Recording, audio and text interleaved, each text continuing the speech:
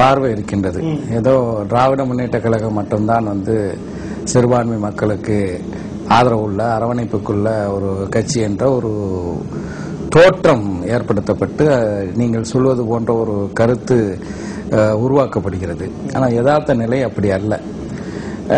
தொடக்கத்தில் நிச்சயமாக தமிழகத்தில் திராவிட முன்னேற்ற கழகம் பிறந்து வளர்ந்த அந்த காலகட்டத்தில் அந்த கட்சி உருவாகுவதற்கும் அந்த கட்சியினுடைய பெரும் தலைவர்களான பேரறிஞர் அண்ணா அவர்கள், நாவலர் நெடுஞ்செழியன், அதே போல கலைஞர் கருணாநிதி போன்றவர்களுக்கெல்லாம் மேடை அமைத்து கொடுத்து அந்த கட்சியை வளர்த்ததில் முஸ்லீம் சமூகத்திற்கும் முஸ்லீம்களுக்கும் பெரும் பங்கு உண்டு என்பதில் எந்த சந்தேகமும் இல்லை. அப்படிப்பட்ட முஸ்லீம்களை அவர்கள் எந்த அளவுக்கு நன்றிகடனோடு பார்க்கிறார்கள் என்பது ஒரு கேள்விக்குறி.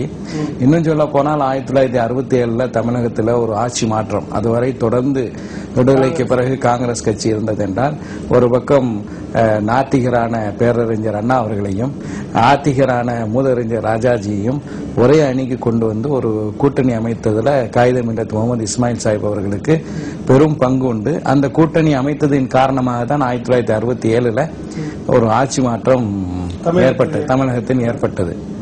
ஆனா இவ்வளவு தூரம் முஸ்லிம் சமூகம் திமுகவுக்கு பல்வேறு வகையில உதவிகரமாக இருந்தாலும் கூட அவர்கள் முஸ்லிம் சமூகத்துக்கு அரசியல் ரீதியாக முஸ்லிம் சமூகத்தினுடைய கல்வி பொருளாதார முன்னேற்றத்திற்காக இப்ப நம்ம வெறுமனே 2-3 ஆண்டுகளை மட்டும் பார்க்கக்கூடாது.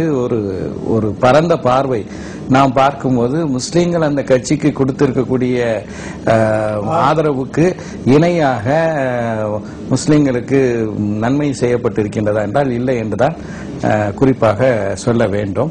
திராவிட முன்னேற்ற கழகம் செய்யலங்கிறது தான் யதார்த்தமான உண்மை. அதனாலதான் கேரளாவில் முஸ்லீம்களுக்கு தனி இடஒதுக்கீடு 1970களுடைய தொடக்கத்திலேயே கிடைத்து விட்டது. ஆனால் தமிழ்நாட்டில் 2007ஆம் ஆண்டிலே தான், அதுவும் நாங்கள் ஒரு பெரிய பெரும் முயற்சி 1995 தமிழ்நாடு முஸ்லிம் முன்னேற்ற கழகம் உருவாக்கப்பட்ட பிறகுதான் முதல் முறையாக முஸ்லீம்களுக்கு கல்வி வேலை வாய்ப்பில் தனி இடஒதுக்கீடு வேண்டும் என்ற ஒரு கோரிக்கையை நாங்கள் வைக்கின்றோம். தொடர்ச்சியாக பல்வேறு மாநாடுகள் போராட்டங்கள் எல்லாம் நடத்துகிறோம். தேர்தலில் 2006 நடைபெற்ற சட்டமன்ற தேர்தலில் இதை ஒரு முக்கிய பிரச்சனையா வைத்தோம். அதுக்கு பிறகு ஆட்சிக்கு வந்த பிறகும் ஓராண்டுக்கு மேலாக இதை பற்றி எந்த நடவடிக்கையும் எடுக்கவில்லை. நாங்கள் 2008 ஜனவரி 1ஆம் தேதிக்குள்ள முஸ்லீம்களுக்கு தனி இடஒதுக்கீடு வழங்காவிட்டால் தொடர்ச்சியான தடை மீறும் போராட்டங்களை தமிழகத்தில் நடத்துவோம் என்று பாபநாசத்தில் நடைபெற்ற தமுகவினுடைய பொதுக்குழுவில் தீர்மானம் நிறைவேற்றப்பட்ட பிறகுதான் இந்த இடஒதுக்கீடு வழங்கப்பட்டது. இது ஒரு பக்கம் இருக்க, இதுவரை தமிழகத்தில் நடைபெற்ற ஆட்சிகளில் கலைஞர் கருணாநிதி அவர்களுடைய தலைமையிலான ஆட்சியிலே தான் முஸ்லீம்களுடைய உயிர்களுக்கும் உடைமைகளுக்கும் எந்த விதமான பாதுகாப்பும் இல்லாத ஒரு சூழல் உருவாக்கப்பட்டது என்பதையும் நான் இங்கே பதிவு செய்ய விரும்புகின்றேன். இந்த திமுகவுடைய ஆட்சி அல்ல, இதற்கு முந்தைய, அதாவது 1996 முதல் 2001 அந்த காலகட்டத்தில் கோவையில் குண்டுவெடிப்பு பிறகு நடந்தது. குண்டுவெடிப்புக்கு முன்னால் 1997ஆம் ஆண்டு நவம்பர் மாதம் 28ஆம் தேதி கான்ஸ்டபிள் செல்வராஜ் கோயம்புத்தூர்ல படுகொலை செய்யப்படுகிறார். அதைத் தொடர்ந்து முஸ்லிம்களுடைய வணிக நிறுவனங்கள், வீடுகள் குறிவைத்து தாக்கப்படுகின்றது. 19 முஸ்லிம்கள் சுட்டுக் கொல்லப்படுகிறார்கள். தமிழகத்தில் ஒரு அரசாட்சி இருக்கின்றதா என்பதே ஒரு கேள்விக்குறியான ஒரு சூழல் ஏற்பட்டது கலைஞர் கருணாநிதி அவர்களுடைய ஆட்சியில என்பதை தான் பார்க்க வேண்டும்.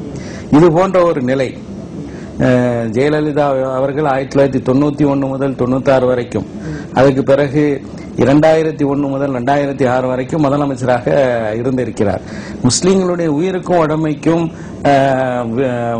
குந்தகம் ஏற்படக்கூடிய எந்த ஒரு செயலையும் அந்த ஆட்சியில் நடக்கவில்லை என்பதையும் நான் இங்கே பதிவு செய்ய விரும்புகின்றேன். ஆக இதை நாம் பார்க்கும்போது ஒரு அரசியல் ரீதியாக பார்க்க வேண்டும். அரசியல் ரீதியாக முஸ்லீம்களுக்கு ஒரு செல்ஃப் ஐடென்டிட்டி என்று சொல்லக்கூடிய ஒரு தனித்துவ அடையாளம் இருக்கக்கூடாது என்பதுதான் திமுகவினுடைய, அதுவும் குறிப்பாக கருணாநிதி அவர்களுடைய திட்டமாக இருக்கின்றது.